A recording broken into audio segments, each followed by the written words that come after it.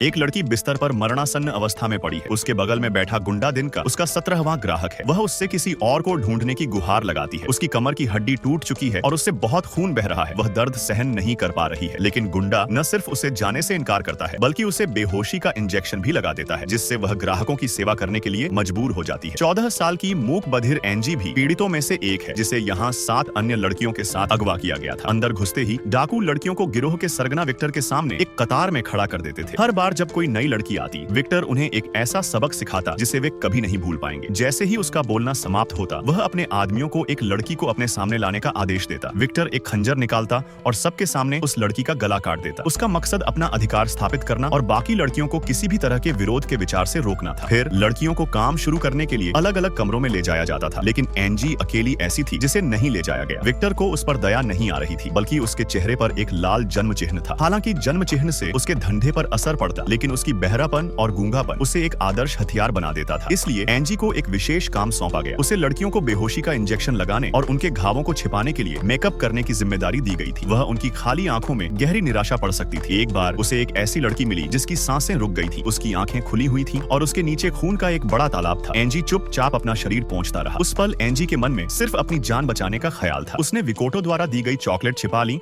और उन्हें ventilation duct में मौजूद चूहों के साथ बांट दिया। इस अकेले नरक में चूहे ही उसके एकमात्र साथी थे। तो अब अगले पार्ट के लिए प्लीज सब्सक्राइब।